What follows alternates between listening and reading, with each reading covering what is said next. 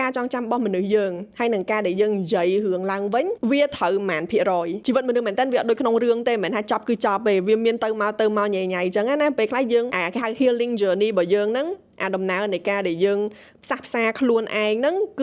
វាខុសគ្នាអ្នកខ្លះធ្វើបានលឿនអ្នកខ្លះធ្វើបានយឺតអញ្ចឹងទៅចាខ្ញុំទៅតែអានចប់សៀវភៅដែលមានចំណងជើងថា educated និពន្ធដោយ Tara Westover ហើយនេះគឺជាការគិតរបស់ខ្ញុំតាក់ទងនឹងសៀវភៅហ្នឹងចាអញ្ចឹងសៀវភៅហ្នឹងគឺជា memoir អញ្ចឹងបានន័យថាដូចជាការសរសេរអំពីជីវប្រវត្តិខ្លួនឯងអញ្ចឹងរបស់ Tara ហ្នឹងទោះបីជាសៀវភៅនេះតែមិនចាញ់ដូចជាបានមែន 5-6 ឆ្នាំអីទេប៉ុន្តែពេលខ្ញុំអានហ្នឹងហាក់ដូចជានៅចំនួនផ្សេងអញ្ចឹងដោយសារគាត់គឺបានធំធាត់នៅក្នុងគ្រួសារបែប Mormon នៅប្រទេសអាមេរិកណាខ្ញុំអត់ចង់និយាយច្រើនថា Mormonism ហ្នឹងមិនទេគ្រាន់ថាសម្រាប់គាត់បាននិយាយថាគ្រួសារគាត់នៅពីទូចគឺគាត់អត់បានទៅរៀននៅសាលាទេដោយសារឪពុកម្ដាយគាត់អត់ជឿលើ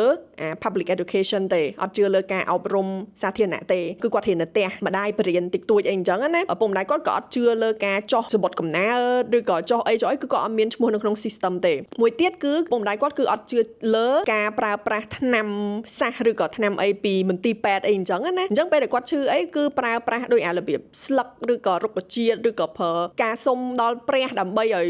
យគាត់ជាអីអញ្ចឹងណាអញ្ចឹងអាហ្នឹងគឺជាបរិបទនៃការរស់នៅធំធាត់របស់គាត់ក្រៅពីការចំណាយពេលនៅផ្ទះរៀនអីខ្លះជាមួយនឹងម្ដាយគាត់ហ្នឹងគឺគាត់បានទៅធ្វើការជាមួយនឹងឪពុករបស់គាត់ហើយគាត់គឺជាកូនស្រីពៅនៅក្នុងចំណោមបងប្អូនជាច្រើនគ្នាសៀវភៅនេះគឺនិយាយអំពីដំណើរដែលគាត់បានបែកចេញពីការគិតរបៀបអញ្ចឹងនិងគ្រួសាររបៀបអញ្ចឹងណាគាត់ទៅប្រឡងថ្នាក់ទី12បានជាប់ហើយគាត់ទៅរៀននៅសាកលវិទ្យាល័យចាប់ដើមរៀនដឹងអំពីនៅស្រុកគេមានទ្វីបអីគេផ្សេងមានប្រវត្តិអីគេផ្សេងដែលគាត់អត់ដែលបានឮពីឪពុកម្ដាយគាត់អីអញ្ចឹងណាហើយនឹងដូចថាថ្នាំពេទ្យខ្លះវាមានប្រសិទ្ធភាពអញ្ចឹងវ៉ាក់សាំងអីអញ្ចឹងទៅគឺជាចំណេះដឹងថ្មីទាំងអស់សម្រាប់គាត់ទោះបីជាសៀវភៅហ្នឹងមានចំណងជើងថា educated ប៉ុន្តែតាមពិតគឺគាត់និយាយច្រើនផ្ដោតលើគ្រួសាររបស់គាត់ដំបូងឡើយគឺគាត់និយាយពីទំនាក់ទំនងរបស់គាត់ជាមួយនឹងឪពុកម្ដាយគាត់ពេលក្រោយមកគឺគាត់និយាយអំពីទំនាក់ទំនងគាត់ជាមួយនឹងបងប្រុសម្នាក់តែបងប្រុសម្នាក់ហ្នឹងបានធ្វើបាបគាត់និយាយទៅបានវាយដំច្រំធាក់គាត់អញ្ចឹងណាគ្រួសារគាត់អត់ជឿគាត់ទេដល់ពេលដែលគាត់ប្រាប់ថាបងប្រុសនឹងធ្វើអញ្ចឹងអញ្ចឹងណាគឺគេអត់ជឿទេហើយអញ្ចឹងគឺវាចូលដល់ theme មួយថាតើនៅពេលដែលយើងនិយាយអំពីរឿងដែលបានកើតឡើងពីមុនណាតើយើងអាចជឿលើខ្លួនឯង 100% អត់ដោយសារនេះគឺគាត់និយាយអំពីជីវិតដ៏បើសម្រាប់ខ្ញុំណាជីវិតដ៏វិសាមញ្ញណាមិនសូវសាមញ្ញមួយគាត់ព្យាយាមយកអ្វីដែលគាត់និយាយហ្នឹងគាត់ព្យាយាមទៅសួរបងប្អូនសួរអ្នកស្គាល់សួរអីដើម្បីយកមកចងក្រងដែរហើយគាត់ទៅសេនៅ footnote ដែរថាកន្លែងនេះគាត់ចាំថាអញ្ចឹងហើយគាត់ល្អដែរដោយសារគាត់មានទម្លាប់ក្នុងការទៅសេ journal ទៅសេសភៅកំណត់ហេតុណាអញ្ចឹងគាត់ទៅមើលសភៅកំណត់ហេតុគាត់ក្នុងការទៅសេសភៅនឹងឡើងប៉ុន្តែគាត់នៅតែទៅសួរអ្នកជុំវិញអញ្ចឹងហើយអ្នកខ្លះនិយាយថាស្តៀងនឹងអ្នកខ្លះនិយាយថាគេចាំទៅថាមានរឿងចេះកើតឡើងឯ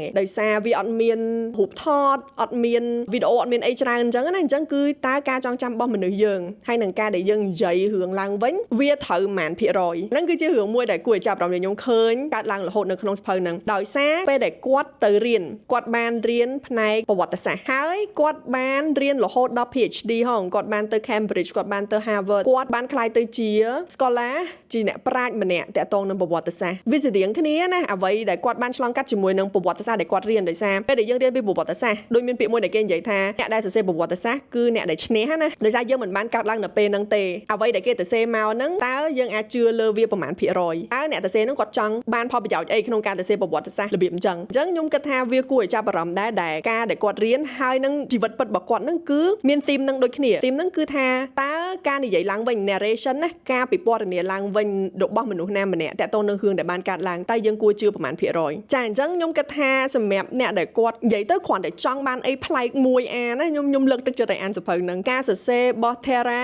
គឺល្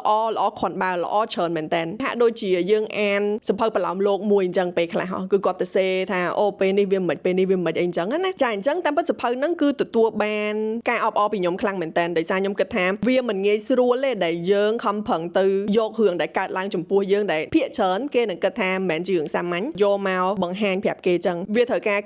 រខិតខំប្រឹងប្រែងក៏ដូចជាភាពក្លាហានច្រើនអញ្ចឹងខ្ញុំគឺសរសើរ Tara Westover ដែលគាត់អាចធ្វើអញ្ចឹងបានប៉ុន្តែមានចំណុចខ្វះខាតមួយសម្រាប់ខ្ញុំណាខ្ញុំអានបានប្រហែលជា2ភាគ3ដំបូងគឺខ្ញុំអានរហូតហ្មងគឺអានអត់ដេកអត់ពួនណាខ្ញុំអានទៅប្រហែលថ្ងៃទេតែអា1ភាគ3ចុងក្រោយហ្នឹងគឺខ្ញុំមានអារម្មណ៍ថាយឺតខ្លាំងមែនតើដោយសារគាត់ទៅមកគាត់អត់ព្រមដាច់ចេញពីជីវិតជាមួយនឹងគ្រួសារដែលអត់ទទួលយកគាត់ហ្នឹងណានៅពេលដែលគាត់ចេញ ចេញមករៀនហើយរៀនបកកែទៅ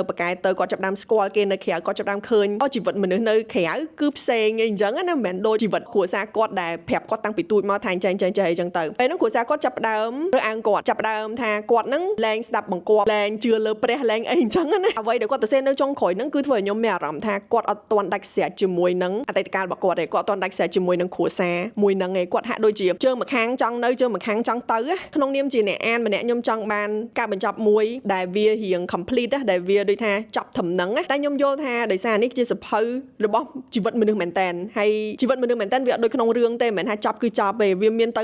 មកញ៉ៃអញ្ចឹងណាពេលខ្លះយើងគេហៅ healing journey របស់យើងហ្នឹងដំណើរនៃការដែលយើងផ្សះផ្សាខ្លួនឯងហ្នឹងគឺវាខុសគ្នាអ្នកខ្លះធ្វើបានលឿនអ្នកខ្លះធ្វើបានយឺតអញ្ចឹងទៅខ្ញុំគោរពការសម្រេចចិត្តរបស់គាត់ក្នុងការទៅសេនៅចំណុចមួយដែលមើលទៅគាត់អត់ទាន់ដាច់ស្រេចជាមួយនឹងរឿងហ្នឹងខ្ញុំសង្ឃឹមថាគាត់នឹងចេញវគ្គ2ជាមួយនឹងរឿងហ្នឹងខ្ញុំនឹងសប្បាយចិត្តនឹងទៅអានថាតើវានឹងមានការផ្លាស់ប្ដូរគេខ្លះព្រោះនៅត្រឹមនេះខ្ញុំគិតថានៅខ្វះហ្នឹងបន្តិចមែនតើ